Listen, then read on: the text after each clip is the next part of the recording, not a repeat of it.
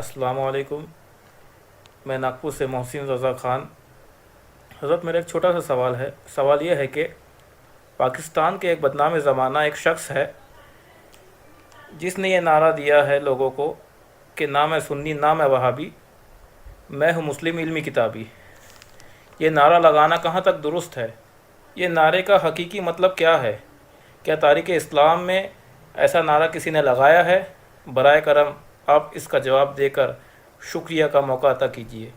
بسم اللہ الرحمن الرحیم. جناب محترم محسن رضا خان صاحب، وعلیکم السلام ورحمۃ اللہ تعالی وبرکاتہ.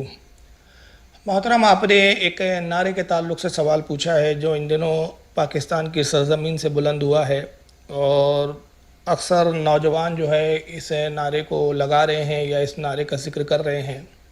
عرض کر دوں کہ یہ نعرہ پاکستان کے ایک بدنام زمانہ شخص ہے جن کا نام انجینئر علی مرزا ہے. یہ ان کا دیا ہوا نعرہ ہے. نہ میں وابی نہ میں بابی، میں ہوں مسلم علم و کتابی.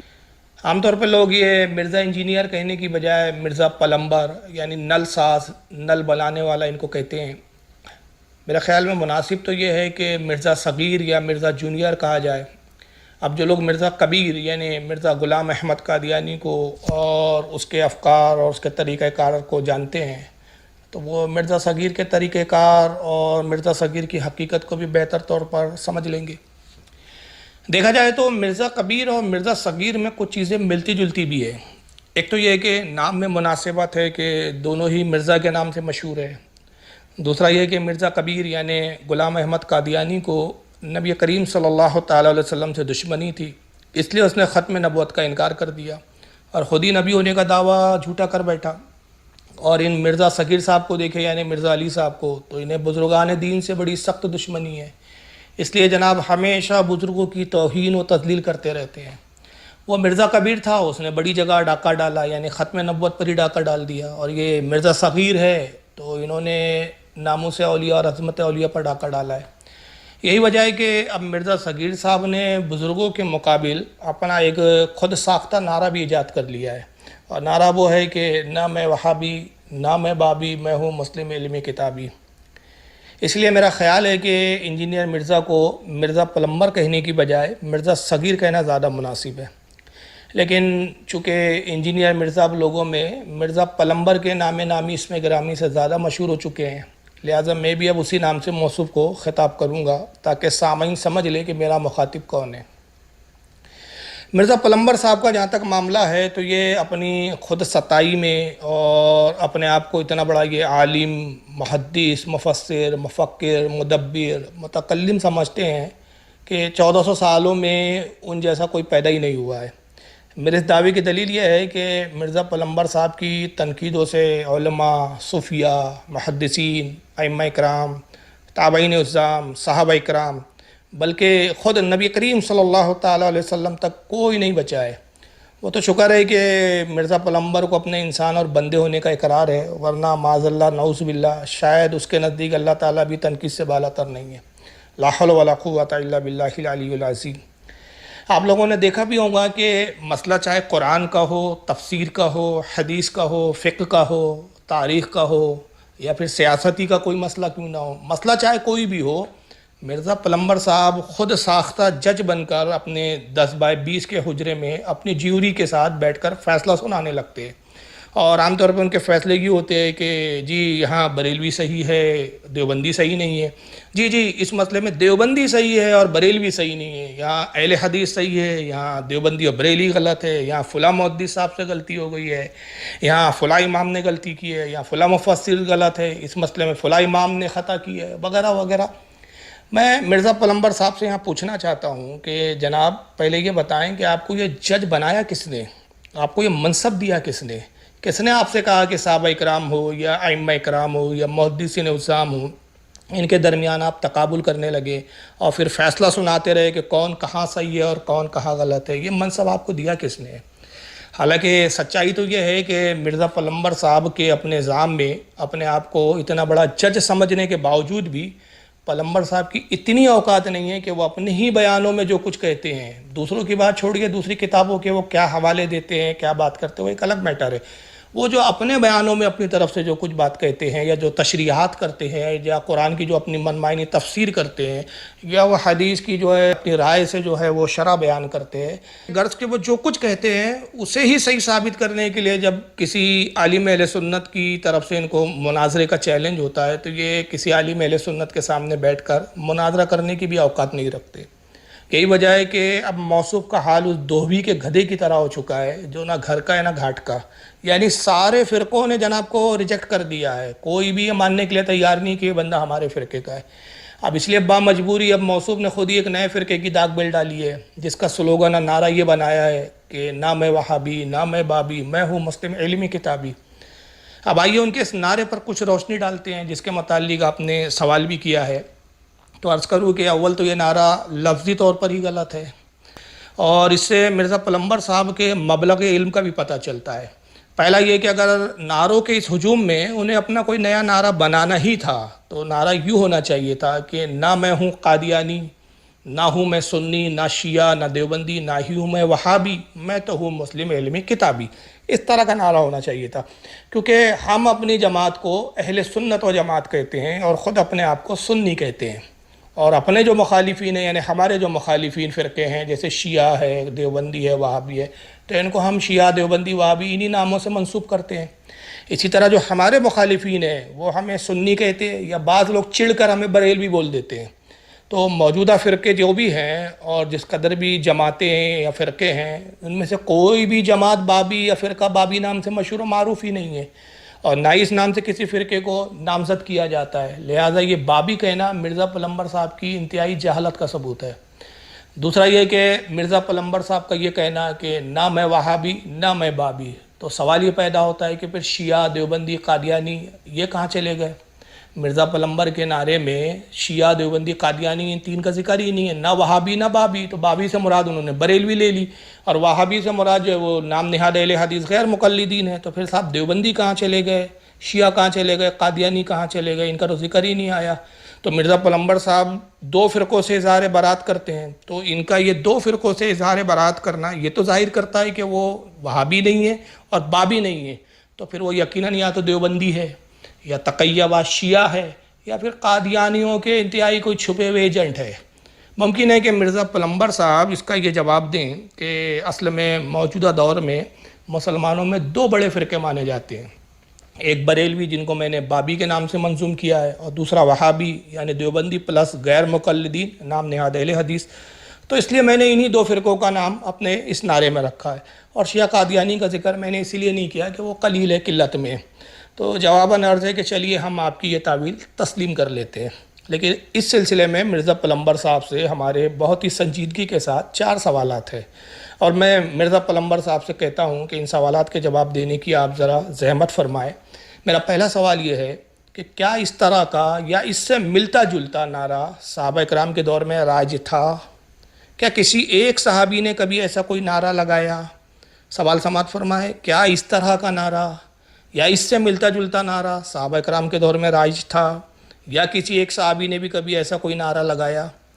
دوسرا سوال یہ ہے کہ مرزا پلمبر صاحب کے نزدیک جب نعرہ رسالت یا رسول اللہ یہ لگانا جائز نہیں ہے، اور اسی طرح نعرہ حیدری یا علی، نعرہ غوثیہ یا غوث، مسلک اعلیٰ حضرت زندہ باد، یہ سب نعرے باباؤں کے جدید نعرے ان کے نزدیک، اور ان کے نزدیک بدعت، ناجائز، حرام، بلکہ شرک تک پہنچے ہوئے ہیں۔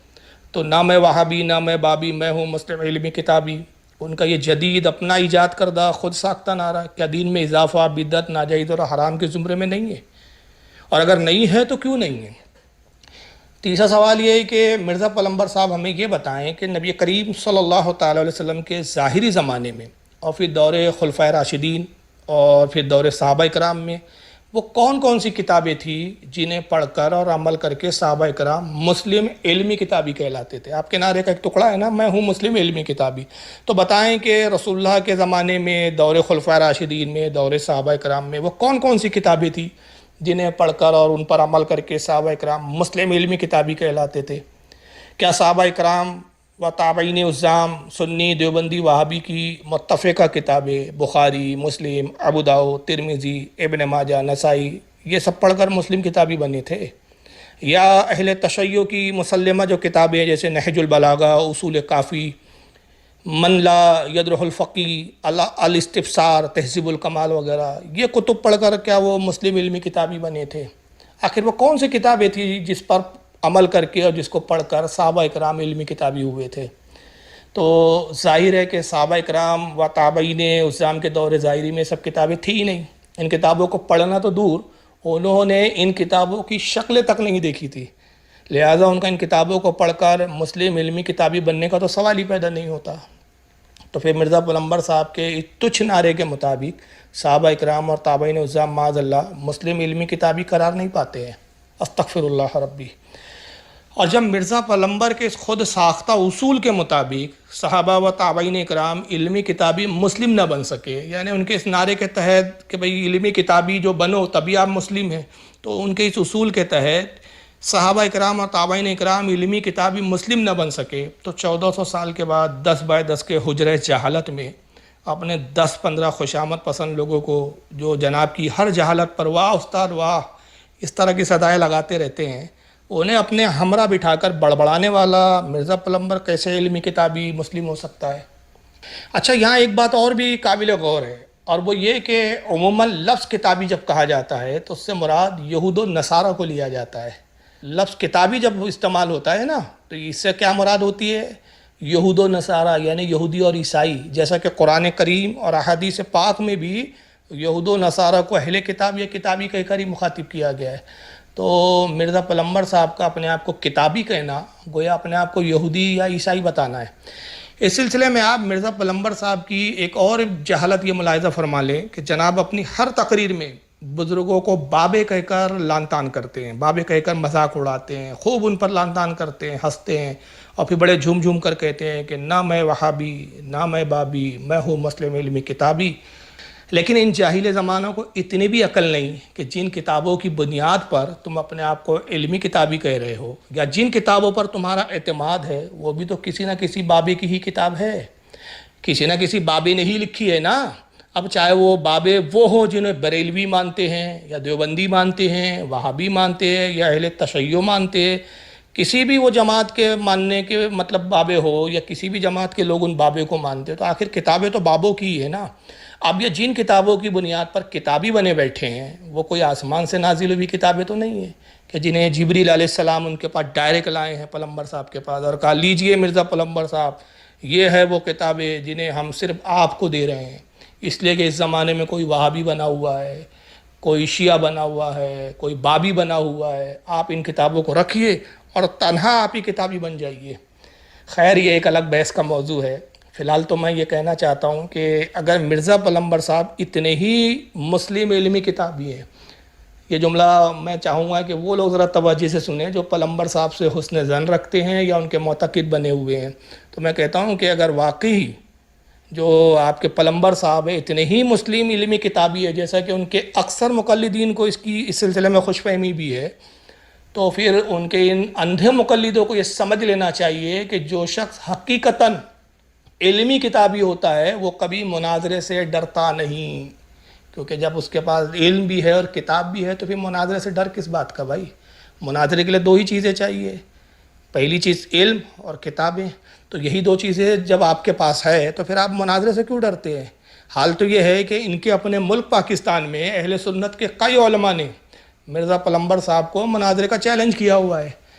دیوبند کے بھی بعض مولوی صاحبان نے چیلنج کیا ہے، بلکہ یہاں تک کہ جس جماعت نے انہیں شیر و گندم کھلا کھلا کر پالا پوسا اور جوان کیا، یعنی فرقہ غیر مقلدین نام نہاد اہل حدیث، ان کے بھی بعض مولویوں نے مرزا پلمبر صاحب کو مناظرے کا چیلنج کیا ہوا ہے. لیکن یہ علمی کتابی صاحب کی اتنی اوقات نہیں ہے کہ وہ اپنے 10 بائی 10 کے حجرے جہالت سے نکل کر میدان مناظرہ میں آئے اور اپنا مسلم علمی کتابی ہونا ثابت کرے. لیکن ایک بات ضرور ہے کہ مسلم علمی کتابی پلمبر صاحب نے مناظرے سے بچنے کے لیے اور رائے فرار اختیار کرنے کے لیے ایک بڑی زبردست فریبی چال اور تدبیر نکالی ہے. بلکہ یہ کہنا مناسب ہوگا کہ ایک ایسا بدعتی راستہ نکالا ہے جو آج تک کسی کو نہیں سوجا. میں نے خود پلمبر صاحب کی ایک ویڈیو دیکھی ہے جس میں پلمبر صاحب سے ان کا اکلوتا خوشامدی سائل ہے ان سے سوال پوچھتا ہے کہ مرزا صاحب بہت سے علماء نے آپ کو مناظرے کا چیلنج کیا ہوا ہے اور کہتے ہیں کہ جب مرزا پلمبر اتنا ہی حق پر ہے، اتنا ہی سچا ہے، اتنا ہی علمی کتابی ہے، تو پھر سامنے بیٹھ کر مناظرہ کیوں نہیں کرتا؟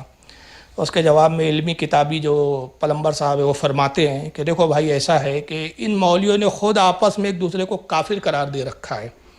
بریلوی حضرات جو ہے وہ دیوبندی، شیعہ اور غیر مقلدین کو کافر کہتے ہیں، دیوبندی جو ہے وہ بریلوی اور غیر مقلدین کو کافر کہتے ہیں، غیر مقلدین جو ہے وہ بریلوی، دیوبندی اور شیعہ حضرات کو کافر کہتے ہیں۔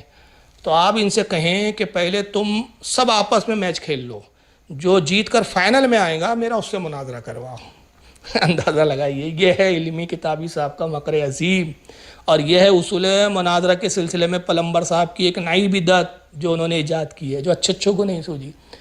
میرا پلمبر صاحب سے سوال ہے کہ کیا 1400 سالوں میں ایسی کوئی نظیر ملتی ہے کہ جب کسی فرقہ باطلہ کے کسی مناظر نے اہل سنت و جماعت کو مناظرے کے لیے للکارا ہو، تو ہمارے اہل سنت کے کسی امام نے یا کسی بزرگ نے یا کسی عالم ربانی نے جواب میں یہ کہا ہو کہ دیکھو جناب، اس وقت جس قدر فرقے موجود ہے، پہلے ان تمام فرقوں کے علماء آپس میں مناظرہ کر لے، اور جو آخر میں فائنل جیت کر آئیں گا ہم اس کے ساتھ مناظرہ کریں گے۔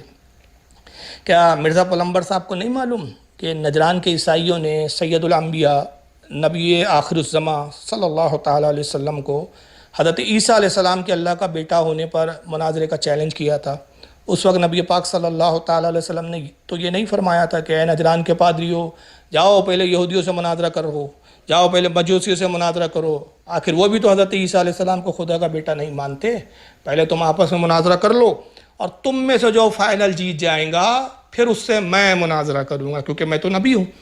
نہیں جناب، میرے آقا نبی کریم صلی اللہ تعالی وسلم نے ایسا ہرگز نہیں فرمایا تھا، بلکہ نجران کے عیسائیوں کا مناظرے کا چیلنج قبول کیا، مناظرہ مدینہ پاک میں ہوا، اور جب نجران کے عیسائیوں نے اپنی شکست قبول نہیں کی اور آقا صلی اللہ تعالیٰ علیہ وسلم کی حق بات کو ماننے سے انکار کر دیا، تو پھر بات مناظرے سے آگے بڑھ کر مباہلے تک جا پہنچی، اور پھر نبی پاک صلی اللہ علیہ وسلم نے مباہلے کی بھی جو ہے، آپ نے مباہلے کو بھی فرمایا، وہ تفصیلات ہے اس کی، چنانچہ اس کی تفصیل اگر دیکھنا ہو تو قرآن کریم میں پارہ نمبر 3 سورہ آل عمران آیت نمبر 59 سے لے کر 64 تک آپ دیکھ لیں، اس میں یہ مباہلہ اور مناظرے کی تفصیلات موجود ہے۔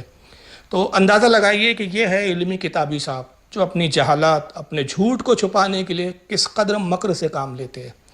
اب اگر کل کوئی ہندو یا کوئی عیسائی مسلمانوں کو چیلنج کر دے، غور کریں آپ کہ اگر کل کوئی ہندو یا کوئی عیسائی مسلمانوں کو چیلنج کر دے اور کہے کہ معاذ اللہ تمہارا دین اسلام جھوٹا ہے، میں تمہیں چیلنج کرتا ہوں کہ اگر تم واقعی سچے ہو تو آؤ مجھ سے مناظرہ کرو اور اپنے اسلام کا حق ہونا ثابت کرو، تو ذرا سوچیے اگر مرزا پلمبر صاحب کے اس جاہلانہ بدعتی اصول کے تحت اس غیر مسلم سے یہ کہہ دیا جائے کہ دیکھو جناب، ایسا ہے کہ عیسائی یہودی اور ہندو کو غلط کہتے ہیں، اور جو یہودی ہے وہ عیسائیوں اور ہندو کو غلط کہتے ہیں، اور اسی طرح جو ہندو ہے وہ عیسائیوں کو اور یہودیوں کو باطل قرار دیتے ہیں، لہٰذا پہلے تم تینوں آپس میں میچ کھیل لو، جو فائنل جیت جائیں گا پھر وہ ہم مسلمانوں سے مناظرہ کریں۔ آپ خود غور فرمائیں کس قدر مسلمانوں کی رسوائی ہوں گی اگر ایسا جواب دیا جائے گا، تو کس قدر لوگ اسلام سے بدظن ہوں گے، کس قدر اہل اسلام کا مذاق بنے گا۔ میں نہیں سمجھ پاتا ہوں کہ وہ کیسے اندھے مقلد ہے پلمبر صاحب کے کہ ان کو اتنی موٹی بات سمجھ میں نہیں آتی ہے کہ کمرے میں بیٹھ کے بڑبڑانا یہ کوئی بہت بڑا علم کی دلیل نہیں ہے صاحب۔ جب آپ واقعی علمی کتابی ہے تو آپ کو چیلنج ہو رہا ہے تو آپ نے بیٹھنا چاہیے نا۔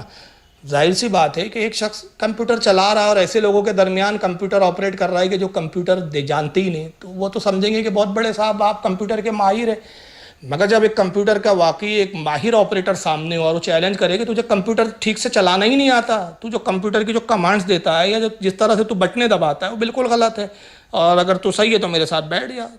تو اب اگر واقعی جن صاحب کو یہ جو الزام ہو یا ان کا دعویٰ ہو یا ان کو یقین ہو کہ بھائی میں کمپیوٹر اچھے سے چلا سکتا ہوں، تو اس شخص کا وہ چیلنج جو ہے وہ قبول کریں گے۔ تو یہ ایک میں نے مثال دی ہے، لیکن خیر آپ سمجھ رہے ہیں کہ میں کہنا کیا چاہ رہا ہوں، بات لمبی نہ ہو جائے، تو بہرکیف یہ میری مختصراً الزامی گفتگو تھی، اور بقول مرزا پلمبر کے یہ پھکی تھی جو میرے مرزا کو دی ہے۔ اب آئیے کچھ تحقیقی جوابات بھی آپ سماعت فرما لیں، اور وہ یہ کہ یاد رکھیے نبی کریم صلی اللہ تعالیٰ علیہ وسلم نے حقیقی مسلم جنتی جماعت کسی علمی کتابی کو نہیں فرمایا ہے، کوئی آپ کو ایسی حدیث نہیں ملیں گی کہ آقا صلی اللہ علیہ وسلم نے کہا کہ دیکھو علمی کتابی بن جاؤ تو آپ جنت میں چلے جاؤ گے، آپ مسلم ہو جاؤ گے، نہیں، بلکہ آقا نے کیا فرمایا؟ مانا علیہ و اصحابی، فرمایا کہ حقیقی مسلم اور جنتی جماعت وہ ہے جو میرے اور میرے صحابہ کے عقیدے پر قائم ہوں گی۔ تو آپ کو معلوم ہونا چاہیے کہ حقیقی جماعت جو ہے جنتی یا صحیح حقیقت جو مسلم ہے وہ رسول اللہ کے صحابہ اور رسول اللہ کے عقیدے پہ چلنے والا ہے۔ اور آپ کو یہ بھی معلوم ہونا چاہیے کہ صحابہ کرام کے زمانے میں حدیث کی کوئی کتاب باضابطہ طور پر مارکے وجود میں نہیں آئی تھی۔ باضابطہ حدیث کی پہلی کتاب جو لکھی گئی وہ حضرت سیدنا امام مالک رضی اللہ تعالیٰ عنہ نے الموطا کے نام سے مرتب فرمائی ہے۔ لہذا حقیقت تو یہ ہے کہ صحابہ نہ وہابی تھے نہ کتابی تھے۔ پھر جملہ سن لیں کہ صحابہ کرام خود نہ وہابی تھے نہ کتابی تھے، بلکہ وہ سچے پکے خالص قسم کے بابی تھے۔ کیا تھے وہ؟ سچے پکے خالص قسم کے بابی تھے، کیونکہ وہ نبی کریم صلی اللہ تعالیٰ علیہ وسلم کے بعد اپنے سے بڑے بابا کی اتباع اور پیروی کیا کرتے تھے، اور اس کا حکم انہیں خود رسول اللہ صلی اللہ تعالیٰ علیہ وسلم نے دیا تھا کہ دیکھو میرے بعد تم دین میں اپنی عقل کے گھوڑے مت دوڑانا، اپنی سمجھ سے دین کو مت سمجھنا، بلکہ تم میں جو بڑا بابا ہو اس کی پیروی کرنا، اس سے دین کو سمجھنا۔ چنانچہ آئیے جامع ترمذی آپ دیکھیں، کتاب المناقب، باب فی مناقبی ابی بکر و عمر، حدیث نمبر 3663۔ امام ترمذی بیان کرتے ہیں عن حذیفہ رضی اللہ عنہ قال، حضرت حذیفہ رضی اللہ تعالیٰ عنہ روایت کرتے اور کہتے ہیں کننا جلوسا عند النبی صلی اللہ علیہ وسلم فقال، کہتے ہیں کہ ہم صحابہ اکرام ایک مرتبہ اور رسول اللہ صلی اللہ تعالیٰ علیہ وسلم کی مجلس میں بیٹھے ہوئے تھے، حضور کی بارگاہ میں حاضر تھے کہ آقا نے صحابہ کو مخاطب کر کے ارشاد فرمایا انی لا ادری ما بقائی فیکم، فرمایا کہ اے لوگو مجھے نہیں معلوم کہ میں تم لوگوں کے درمیان کتنا عرصہ رہوں گا، فاقتدوا بالذین من بعدی، کا پس میرے بعد ان دونوں کی پیروی کرنا، وَإِشَارَ إِلَىٰ أَبِي بَكْرٍ وَعُمَرٍ، اور پھر آپ نے یہ کہتے ہوئے حضرت ابو بکر صدیق اور حضرت عمر فاروق کی طرف اشارہ کیا، فرمایا کہ میرے بعد تم ان دونوں کی پیروی کرنا، حضرت ابو بکر کی اور حضرت عمر کی رضی اللہ تعالی عنہما کی۔ تو دیکھیے رسول اللہ نے خود حکم دیا ہے کہ تم یہ جو دو بڑے بابے چھوڑے جا رہا ہوں میں اپنے پیچھے، ایک ابو بکر صدیق اور دوسرا بابا ہے عمر، ان کی پیروی کرنا، علمی کتابی بننے کی کوشش مت کرنا، یہ جو دین کو زیادہ سمجھتے ہیں، یہ دین کے مسائل کو زیادہ ان کی پیروی کرنا۔ اور یہ حدیث بالکل صحیح ہے جامع ترمذی کی، حتیٰ کہ البانی صاحب نے بھی اس کو تخریج کر جو کی ہے، انہوں نے ترمذی کی اس میں کہا یہ حدیث صحیح ہے۔ اور امام ترمذی کے علاوہ اس حدیث کو امام ابن ماجہ نے بھی نقل کیا ہے المقدمے کے اندر، باب فضائل اصحاب رسول، حدیث نمبر 97۔ اس کو امام محمد ابن سعد نے الطبقات القبریٰ جلد نمبر 2 صفحہ 290 کے تحت لایا۔ اس کو امام ابن ابی شیبہ نے المصنف حدیث نمبر 32605 کے تحت لایا۔ اس کو امام احمد نے اپنی مسند احمد میں حدیث نمبر 23276 کے تحت لایا۔ اس کو امام ابن ابی عاصم نے اپنی کتاب السنہ میں حدیث نمبر 1148 کے تحت بیان کیا۔ اس کو امام بزار نے مسند البزار میں حدیث نمبر 2829 کے تحت بیان کیا۔ اس کو امام طحاوی نے شرح مشکل الاثار کے اندر حدیث نمبر 1224 کے تحت بیان کیا۔ اس کو امام ابن حبان نے اپنی الصحیح کے اندر حدیث نمبر 6902 کے تحت بیان کیا۔ اس کو امام حاکم نے المستدرک میں حدیث نمبر 4454 کے تحت بیان کیا۔ اس کو امام بحقی نے سنن القبریٰ حدیث نمبر 10056 کے تحت بیان کیا۔ اس کو خطیب بغدادی نے تاریخ بغداد جلد 13 صفحہ نمبر 466 رجال نمبر 6335 کے تحت بیان کیا۔ اس کو امام طبرانی نے معجم الاوسط کے اندر حدیث نمبر 3816 کے تحت بیان کیا۔ اس کو امام ابن عدی نے الکامل میں حدیث نمبر 288 کے تحت بیان کیا۔ اس کو امام ابو نعیم نے حلیۃ الاولیاء جلد 9 صفحہ 109 پہ بیان کیا۔ اس کو امام ابن عبد البر نے جامع البیان العلم و فضلہ حدیث نمبر 2309 تک کے تحت بیان کیا۔ اس کو امام دہلمی نے مسند الفردوس حدیث نمبر 245 کے تحت بیان کیا۔ اس کو امام ابن قدامہ حنبلی نے المغنی حدیث نمبر 684 کے تحت بیان کیا۔ اس کو امام خطیب تبریزی نے مشکات شریف کے اندر حدیث نمبر 6062 کے تحت بیان کیا۔ اس کو امام ذہبی نے سیار الاعلام النبلاء جلد نمبر 1 صفحہ 414 پہ بیان کیا۔ امام حیثمی نے مجموع الزوائد حدیث نمبر 15606 پہ بیان کیا۔ اس کو امام ابن حجر اسقلانی نے لسان المیزان جلد 4 صفحہ 113 رجال نمبر 3344 کے تحت بیان کیا۔ امام جلال الدین سیوطی نے الجامع الصغیر حدیث نمبر 1318 کے تحت بیان کیا۔ امام ابن حسام الدین ہندی نے کنز العمال میں حدیث نمبر 32646 کے تحت بیان کیا۔ کل ترمذی ملا کر 24 حوالے میں نے یہاں نقل کیے، 24 حوالے بیان کیے۔ تو یہ حدیث نے واضح کر دیا کہ باباؤں کی ہی پیروی کرنے کا رسول اللہ نے حکم دیا ہے. تو یہ صحابہ کے زمانے میں کوئی اس طرح کا نعرہ تھا ہی نہیں کہ نہ میں وہابی نہ میں بابی، میں ہوں مسلم علمی کتابی. اور آئیے حضرت عمر رضی اللہ تعالیٰ عنہ کی بھی ایک حدیث آپ سماعت فرمائیں کہ فاروق اعظم رضی اللہ تعالیٰ عنہ نے اپنے زمانے میں خود صحابہ کو مخاطب کرتے ہوئے کیا حکم فرمایا. چنانچہ حدیث پاک کے الفاظ ہے عن ابن عباس قال، حضرت عبداللہ ابن عباس سے روایت ہے، وہ کہتے ہیں خطبہ عمر ابن الخطاب الناس بالجابیہ، کہ ایک مرتبہ امیر المومنین حضرت عمر ابن خطاب رضی اللہ تعالیٰ عنہ نے لوگوں کے درمیان خطبہ ارشاد فرمایا. اور جو خطبہ دیا آپ نے وہ جابیہ نام کے ایک مقام ہے، جابیہ نامی، اس مقام پر آپ نے خطبہ دیا. فقال یا ایھا الناس من اراد ان یسأل عن القرآن فلیاتی ابی بن قعب. تو آپ نے کہا کہ اے لوگو، تم میں جو چاہتا ہے کہ وہ قرآن کو سمجھے، قرآن کو متعلق کچھ پوچھنا چاہتا ہے یا قرآن کو سمجھنا چاہتا ہے تم میں سے جو کوئی، تو اس کو چاہیے کہ وہ ابی ابن قعب کی طرف رجوع کرے، وہ ابی ابن قعب کے پاس آئے، ان سے قرآن کو سمجھے. اب بتائیے عربی زبان میں قرآن تھا، کیا صحابہ کو عربی نہیں آتی تھی؟ تو جناب زبان پڑھنے سے ہی سب کوئی علامہ اور مولانا نہیں بن جاتا ہے. فہم کچھ اور ہوتا ہے، زبان دانی کچھ اور ہوتی ہے، حدیث کو پڑھنا اور ہوتا ہے، فہم حدیث کچھ اور ہوتی ہے، تلاوت قرآن کچھ اور ہے، فہم قرآن کچھ اور ہے. صحابہ کو کہہ رہے ہیں کہ من ارادہ ان یسأل عن القرآن، تم میں سے جو چاہتا ہے کہ وہ قرآن کے متعلق کچھ پوچھے، قرآن کو سمجھے، تو فلیاتی ابی ابن قعب، اس کو چاہیے کہ وہ ابی ابن قعب کی طرف آئے. ومن ارادہ ان یسأل عن الفرائض فلیاتی زید ابن ثابت، اور تم میں سے جو چاہتا ہے کہ وہ فرائض اور واجبات کو سمجھے تو اس کو چاہیے کہ وہ زید ابن ثابت کے پاس آئے. یعنی اندازہ لگائیے کہ تمام صحابہ اکرام میں اس وقت فرائض کا اگر کوئی سب سے زیادہ جاننے والا تھا تو وہ زید ابن ثابت تھے. تو حضرت عمر کہتے ہیں کہ یہ زید ابن ثابت جو تمہارا بابا ہے نا، اس بابے کے پاس آؤ. اگر فرائض سمجھنا ہے، قرآن سمجھنا ہے، تو بھائی ابن قعب یہ جو بابا ہے تمہارا، اس بابے کے پاس آؤ. اپنے عقل کے گھوڑے مت دوڑاؤ، 10x10 کے دڑبے میں بیٹھ کے محقق نہ بن جاؤ. پھر آگے فرماتے ومن ارادہ ان یسأل عن الفقہ فلیاتی معاذ بن جبل، اور کہا تم میں جو فقہ کے مسائل جاننا چاہتا ہے، جو مسائل فقہ سمجھنا چاہتا ہے، اس کو چاہیے کہ وہ معاذ بن جبل رضی اللہ تعالیٰ عنہ کی طرف رجوع کرے. ومن ارادہ ان یسأل عن المال فلیاتینی، اور جو مال کے بارے میں جاننا چاہتا ہے، معاشیات کے بارے میں جاننا چاہتا ہے، اکنامی کو سمجھنا چاہتا ہے، اس کو چاہیے کہ وہ میری طرف رجوع کرے. فَإِنَّ اللَّهَ تَعَالَى جَعَلَنِي لَهُ وَالِيًا وَقَاسِمًا، اور کہا کہ بے شک اللہ تعالیٰ نے مجھے مال کا والی بنایا، اس کا محافظ بنایا، اور میں اس کا تقسیم کرنے والا ہوں. تو یہ حدیث نے بھی واضح کر دیا کہ حضرت عمر بتا رہے ہیں کہ صحابہ میں بھی ہر کوئی وہ نہیں ہے کہ جو علمی کتابی بن جائے، بلکہ کیا ہے، ایسے بابے ہیں کہ جو علم میں ایک سے دوسرے پہ فوقیت رکھتے ہیں، اور جو صاحب فوقیت رکھنے والے لوگ ہیں، جو فوقیت رکھتے ہیں، جو صاحب علم ہے، تو دوسروں کو چاہیے کہ ان بابوں کی طرف رجوع کرے. بہرحال آئیے حوالے سماعت فرمائیں کہ اس حدیث کو کتنے لوگوں نے لکھا ہے. اس کو امام ابن سعد نے طبقات الکبریٰ میں لایا، جلد 2 صفحہ 300. اس کو امام ابن ابی شیبہ نے المصنف میں نقل کیا، حدیث نمبر 33566 کے تحت. اس کو امام ابن ابی حاتم نے الجرح والتعدیل جلد 4 صفحہ 111 کے تحت نقل کیا. اس کو امام طبرانی نے معاجم الاوسط میں حدیث نمبر 3783 کے تحت نقل کیا. اس کو امام حاکم نے المستدرک حدیث نمبر 5191 کے تحت نقل کیا. اور امام حاکم رضی اللہ تعالیٰ عنہ اس حدیث کو نقل کر کے کہتے ہیں صحیح علی شرط الشیخین ولم یخرجہ، کہا کہ یہ امام بخاری اور امام مسلم یعنی شیخین کی شرط پر یہ حدیث صحیح ہے.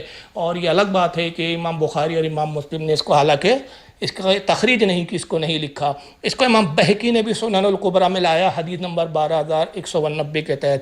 اس کو امام ذہبی لائے ہیں تذکرۃ الحفاظ جلد 1 صفحہ 20 کے تحت. اس کو امام حیثمی نے بھی مجمع الزوائد حدیث نمبر 566 کے تحت اس کو نقل کیا.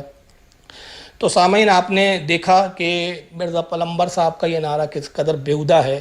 اور آپ نے یہ بھی دیکھا ہوگا کہ مرزا پلمبر صاحب اپنے ناقص فہم کے مطابق اردو زبان میں، دیکھیں کیا، اردو زبان میں اپنے تحقیق کے چھوٹے چھوٹے پرچے بناتے ہیں اور لوگوں کو اسے پڑھنے کی ترغیب دلاتے ہیں، اور کہتے ہیں کہ دیکھو صاحب یہ فلاں مسئلہ جو ہے نا، یہ میں نے پرچہ نمبر 24 میں بیان کر دیا، اس کو پڑھ لیجئے آپ. فلاں مسئلے کے لیے میں نے پرچہ نمبر 420 بنایا ہے، وہ اس میں دیکھ لیجئے، وغیرہ وغیرہ. تو میں پلمبر صاحب سے ذرا ٹھہر کے یہاں پوچھنا چاہتا ہوں کہ جناب مرزا پلمبر صاحب، جب آپ کے نعرے کے مطابق سب کو علمی کتابی بننا ہے تو پھر لوگ ڈائریکٹ کتابیں کیوں نہ پڑھیں؟ آپ کی یہ چھٹاک چھٹاک بھر کے بے تکی تحقیق کے پرچے کیوں پڑھیں؟ آپ کے قول جاہلانہ کے مطابق جب اولیاء کی کتابوں میں غلطیاں ہیں، بڑے بڑے ائمہ و محدثین بھی غلطیوں سے مبرہ منزہ و محفوظ نہیں، تو پھر آپ کی نیم مولوی خطرہ ایمان والی شخصیت اور آپ کی خود ساختہ تحقیق کی کیا حیثیت ہے؟ کیا آپ معصوم عن الخطا ہے؟ کیا محفوظ عن الخطا ہے؟ آخر حلقہ اہل علم و محققین میں آپ کی اپنی حیثیت کیا ہے؟ جو ائمہ اولیاء محدثین کو تو چھوڑ دیں اور آپ جیسے لعنتی کی تحقیق پر لوگ اعتماد کریں کہ آپ اپنے پرچوں کو بانٹتے ہیں۔ نعرہ تو یہ دیتے ہیں کہ نہ میں وہابی نہ میں بابی، میں ہوں علمی کتابی۔ تو کتاب دیجئے نا ڈائریکٹ پوری اٹھا کے بخاری دے دیجئے کہ جاؤ بیٹا یہ بخاری پڑھو اور خود تحقیق کرو، چھٹاک بھر کے، اور وہ جو ہے وہ آپ چند ور کی پرچے کیوں بانٹتے ہو؟ تو یہ سب مکاری ہے کہ یعنی اپنے آپ کو سمجھ لیا کہ خطا سے پاک، معصوم عن الخطا، باقی سب کی کتابوں میں خطا اور سب غلطی پر ہے، ایک یہی صاحب جو ہے علامۃ الدہر بنے بیٹھے ہیں۔ تو جب آپ کے نزدیک، اب میرا سوال بہرحال ابھی ختم نہیں ہوا، میں یہ بھی پوچھنا چاہتا ہوں مرزا پلمبر صاحب سے کہ جب آپ کے نزدیک ائمہ کی تحقیق بلا دلیل جانے کہ دلیل کیا ہے یہ جانے، اگر کسی امام کی تحقیق کو کوئی مان لیتا ہے تو اس کو تقلید کہتے ہیں، جو کہ حرام ہے آپ کے نزدیک، تو پھر آپ کے یہ 2-4 ورقی پرچے کیوں مانے جائیں؟ کہ آپ اپنے یہ چند ورقی اردو پرچے لوگوں کے ہاتھوں میں تھما کر انہیں ڈائریکٹ کتابوں سے تحقیق کرنے سے روک نہیں رہے ہیں؟ کہ آپ ڈائریکٹ کتابوں تک جانے سے ان کو جو ہے رکاوٹ نہیں بن رہے ہیں اور انہیں علمی کتابیں بننے سے آپ محروم نہیں کر رہے ہیں؟ تو پھر وہ علمی کتابیں کیسے بنیں گے کہ جب وہ ڈائریکٹ کتاب نہ پڑھ کے ہی آپ کے چھٹاک بھر کے پرچے پڑھنے بیٹھ جائیں گے؟ اسے ہی کہتے ہیں جناب مکر و فریب اور دوگلا پن۔ آپ کا حال قوم شعیب علیہ السلام کی طرح ہے۔ وہ قوم شعیب جو تھی نا، ان کا حال یہ تھا کہ لینے کے باٹ الگ تھے اور دینے کے باٹ الگ تھے، تو آپ کا یہ حال ہے۔ خیر حقیقت تو یہ ہے کہ میں یہاں سامعین سے کہوں گا کہ حقیقت تو یہ ہے کہ مرزا پلمبر جو ہے نا وہ ایک بیمار شخص ہے اور اسے علاج کی سخت ضرورت ہے۔ اسے صحابہ، ائمہ اور بزرگان دین سے بغض و حسد کا ہیضہ ہو گیا ہے، اور ہوشیار ہو جائیے، بغض اولیاء ایک خطرناک بیماری ہونے کے ساتھ ساتھ سخت متعدی یعنی چھوٹ کی بیماری بھی ہے۔ یہ بڑی تیزی سے پھیلتی ہے، جتنا کورونا تیزی سے نہیں پھیل رہا ہے نا، اس سے زیادہ یہ بیماری پھیل جاتی ہے۔ جو بھی شخص اس طرح کے بیمار کے قریب جاتا ہے اسے یہ بیماری ہونا یقینی ہے، اور قربان جائیے نبی کریم صلی اللہ تعالی وسلم کے علم غیب پر کہ میرے آقا صلی اللہ تعالی علیہ وسلم نے اس بیماری کے متعلق 1400 سال قبل ہی اپنے امتیوں کو خبردار کر دیا تھا اور بتا دیا تھا کہ یہ بیماری کتنی مہلک اور خطرناک ہے۔ چنانچہ جامع ترمذی کتاب الفتن باب ما جاء فی علامتی حلول المسک والخسفی حدیث نمبر 2211، اس کے تحت حضرت امام ترمذی ایک بڑی طویل حدیث لائے ہیں جس میں نبی کریم صلی اللہ تعالیٰ علیہ وسلم قیامت کی نشانیاں بیان فرما رہے ہیں اور اپنے امتیوں کو بتا رہے ہیں کہ دیکھو قیامت سے قریب کیا کیا ہوگا، اور پھر وہی سب بیان کرتے ہوئے آقا فرماتے وَلَانَ آخِرُ هَذِهِ الْأُمَّةِ أَوَّلًا فَلْيَرْتَقِبُوا عِنْدَ ذَلِكَ رِيحًا حَمْرَاء وَزَلْزَلَةٌ وَخَسْفًا وَمَسْخًا وَقَذْفًا۔ آقا فرماتے ہیں کہ اے لوگوں، قیامت کی نشانیوں میں سے یہ بھی ہے کہ اس امت کے آخری زمانے کے لوگ پہلے کے بزرگوں پر لعن طعن کریں گے۔ کیا فرمایا کہ قیامت کی نشانیوں میں سے یہ بھی ہے کہ اس امت کے آخری زمانے کے لوگ پہلے کے بزرگوں پر لعن طعن کریں گے، اور جب وہ ایسا کریں تو اس وقت تم سرخ آندھیوں، زلزلوں، زمین کے دھسنے، شکلوں کے مسخ ہونے اور پتھروں کے آسمان سے برسنے کا انتظار کرو۔ آج یہ جو تکلیفیں، پریشانیاں جو ہے مسلمانوں کے درمیان میں، آج جو مسلمان ان مصیبتوں سے جھوج رہے ہیں، اس کا سبب یہ اس طرح کے مرزا پلمبر جیسے بدبخت لوگ ہیں کہ جو بزرگوں کی توہینیں کرتے ہیں، ان پہ لعن طعن کرتے ہیں، اور اللہ کا غضب اس کی وجہ سے سارے لوگوں پر آتا ہے، کیونکہ قاعدہ ہے کہ گھل کے ساتھ گیہوں بھی پیس جایا کرتا ہے۔ اب آپ جان چکے ہوں گے کہ اس بیماری کی پہچان کیا ہے، اس بیماری کے مریض کو کیسے پہچاننا ہے۔ پہلے بزرگوں پر لعن طعن کرنا یہ اس کی نشانی ہے، انہیں برا کہنا، بزرگوں کی توہین و تذلیل کرنا، یہ ہے اس بیمار کی پہچان۔ اور یہ بھی یاد رکھیے کہ بیماری اس قدر مہلک ہوتی ہے کہ اگر وقت سے پہلے اس کا علاج نہ ہو سکا تو انجام بہت برا ہوتا ہے۔ پھر انجام کیا ہوتا ہے؟ آئیے دیکھیں بخاری شریف کتاب الرقاق باب التواضع حدیث نمبر 6502، عن ابی ہریرہ قال قال رسول اللہ صلی اللہ علیہ وسلم ان اللہ قال من عدا لی ولیا۔ حضرت ابو ہریرہ رضی اللہ تعالیٰ عنہ سے روایت ہے، کہتے ہیں کہ اللہ کے رسول صلی اللہ تعالیٰ وسلم ارشاد فرماتے ہیں، اور آقا کہتے ہیں کہ اے لوگو، بے شک اللہ تعالیٰ ارشاد فرماتا ہے۔ یہ حدیث قدسی ہے، آقا اللہ سے روایت کرتے ہیں، کہتے ہیں اللہ تعالیٰ بے شک اللہ ارشاد فرماتا ہے من عدا لی ولیہ، کہ اللہ فرماتا ہے جس نے میرے ولی سے دشمنی لی، دشمنی کی، میرے ولی کو برا بھلا کہا، میرے ولی پہ لعن طعن کیا، فقد آذنتہ بالحرب، تو اللہ فرماتا ہے کہ تحقیق میں اس سے اعلان جنگ کرتا ہوں۔ اندازہ لگائیے کہ ایسے لوگ جو اللہ سے جنگ کرنے پر آمادہ ہے، اس کا نتیجہ ہے کہ آج پوری امت کو یہ سب بھگتنا پڑ رہا ہے۔ آپ دیکھیں بخاری کے علاوہ یہ حدیث امام ابن مبارک نے بھی لایا اپنی کتاب الزہد کے اندر، حدیث نمبر 1032 کے تحت۔ اس کو امام ابن ابی عاصم نے بھی لکھا ہے کتاب الزہد جلد 1 صفحہ 65 کے تحت۔ اس کو امام ابن حبان اپنی صحیح ابن حبان میں لائے ہیں حدیث نمبر 347 کے تحت۔ اس کو امام طبرانی نے معجم الکبیر میں نقل کیا حدیث نمبر 7880 کے تحت۔ اس کو امام بہقی لائے ہیں سنن القبریٰ کے اندر حدیث نمبر 20980 کے تحت۔ اس کو امام ابن جوزی اپنی کتاب صفات صفوہ جلد نمبر 1 صفحہ 39 پر لائے ہیں۔ اس کو امام حیثمی مجمع الزوائد حدیث نمبر 17950 کے تحت لائے ہیں۔ اس کو امام قرطبی الجامع احکام القرآن، جو قرآن پاک کی تفسیر ہے ان کی، اس کی جلد نمبر 7 صفحہ 411 سورہ مائدہ آیت 27 کے تحت اس حدیث کو نقل کیا ہے۔